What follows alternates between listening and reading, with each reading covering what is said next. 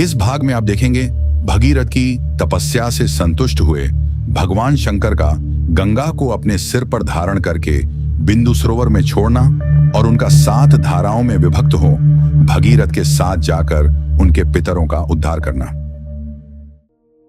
श्री राम देवाधिदेव ब्रह्मा जी के चले जाने पर राजा भगीरथ पृथ्वी पर केवल अंगूठे के अग्रभाग को टिकाए लगे रहे।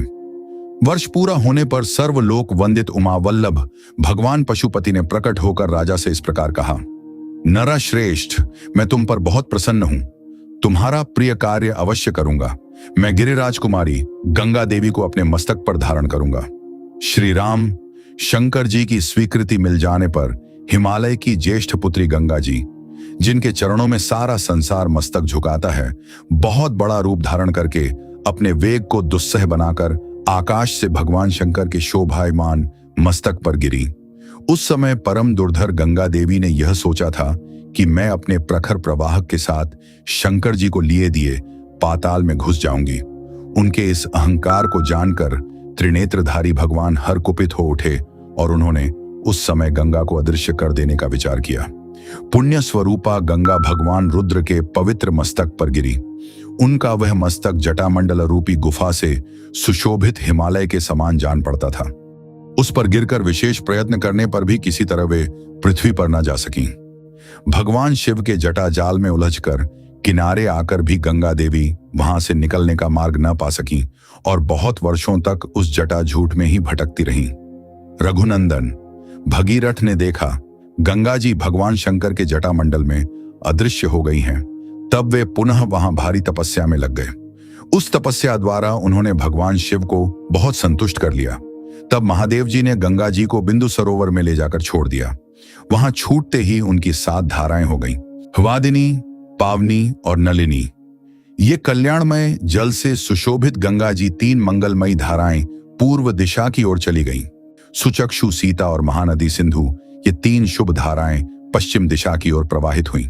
उनकी अपेक्षा जो 7वीं धारा थी वह महाराज भगीरथ के रथ के पीछे पीछे चलने लगी। महातेजस्वी राजर्षि भगीरथ भी दिव्य रथ पर आरूढ़ हो आगे आगे चले और गंगा उन्हीं के पथ का अनुसरण करने लगी। इस प्रकार वे आकाश से भगवान शंकर के मस्तक पर और वहां से इस पृथ्वी पर आई थीं। गंगा जी की वह जलराशि महान कलकल नाद के साथ तीव्र गति से प्रवाहित हुई। मत्स्य, कच्छप और शिशुमार झुंड के झुंड उसमें गिरने लगे। उन गिरे हुए जल जंतुओं से वसुंधरा की बड़ी शोभा हो रही थी।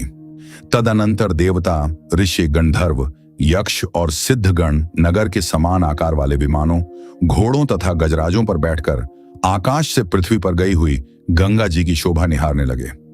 देवता लोग आश्चर्यचकित होकर वहां खड़े थे। जगत में गंगावतरण के इस अद्भुत एवं उत्तम दृश्य को देखने की इच्छा से अमित तेजस्वी देवताओं का समूह वहां जुटा हुआ था।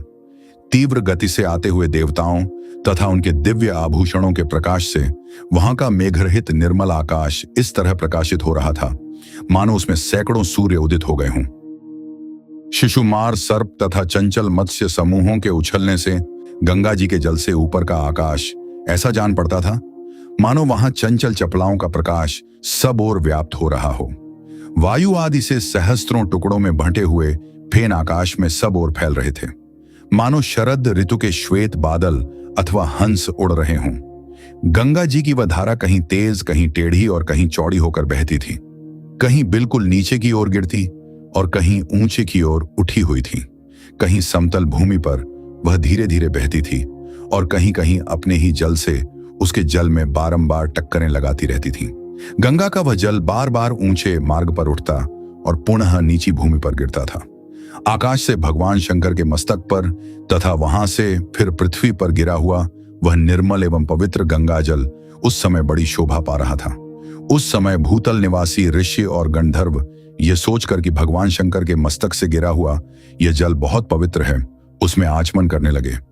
जो शाप भ्रष्ट होकर आकाश से पृथ्वी पर आ गए थे वे गंगा के जल में स्नान करके निष्पाप हो गए तथा उस जल से पाप धुल जाने के कारण पुनः शुभ पुण्य से संयुक्त हो आकाश में पहुंचकर अपने लोकों को पा गए। संपूर्ण जगत को सदा के लिए बड़ी प्रसन्नता हुई। सब लोग गंगा में स्नान करके पापहीन हो गए। राजर्षि महाराज भगीरथ दिव्य रथ पर आरूढ़ हो आगे आगे चल रहे थे और गंगा जी उनके पीछे पीछे जा रही थीं। श्री राम उस समय समस्त देवता, ऋषि, दैत्य, दानव, राक्षस, गंधर्व, यक्ष, प्रवर, किन्नर, बड़े बड़े नाग, सर्प तथा अप्सरा, ये सब लोग बड़ी प्रसन्नता के साथ राजा भगीरथ के रथ के पीछे गंगा जी के साथ साथ चल रहे थे। सब प्रकार के जल जंतु भी गंगा जी की उस जलराशि के साथ सानंद जा रहे थे। जिस ओर राजा भगीरथ जाते उसी ओर समस्त पापों का नाश करने वाली सरितों में श्रेष्ठ यशस्विनी गंगा भी जाती थी। उस समय मार्ग में अद्भुत पराक्रमी महामना राजा जहनु यज्ञ कर रहे थे। गंगा जी अपने जल प्रवाह से उनके यज्ञ मंडप को बहा ले गई। रघुनंदन, राजा जहनु इसे गंगा जी का गर्व समझकर कुपित हो उठे। फिर तो उन्होंने गंगा जी के उस समस्त जल को पी लिया। यह संसार के लिए बड़ी अद्भुत बात हुई। तब देवता, गंधर्व तथा ऋषि अत्यंत विस्मित होकर पुरुष प्रवर महात्मा जहनु की स्तुति करने लगे। उन्होंने गंगा जी को उन महात्मा नरेश की कन्या बना दिया। इससे सामर्थ्यशाली महातेजस्वी जहनु बहुत प्रसन्न हुए और उन्होंने अपने कानों के छिद्रों द्वारा गंगा जी को पुनः प्रकट कर दिया। इसीलिए गंगा जहनु की पुत्री एवं जाह्नवी कहलाती हैं। वहां से गंगा फिर भगीरथ के रथ का अनुसरण करती हुई चली। उस समय सरिताओं में श्रेष्ठ जाह्नवी समुद्र तक जा पहुंची और राजा भगीरथ के पितरों के उद्धार रूपी कार्य की सिद्धि के लिए रसातल में गईं। राजर्षि भगीरथ भी यत्न पूर्वक गंगा जी को साथ ले वहां गए। उन्होंने शाप से भस्म हुए अपने पितामहों को अचेत सा होकर देखा।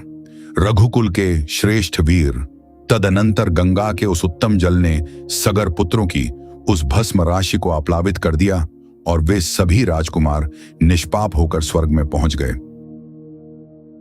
इस प्रकार श्री वाल्मीकि निर्मित आर्ष रामायण आदि काव्य के बालकांड में 43वां सर्ग पूरा हुआ। जय श्री राम।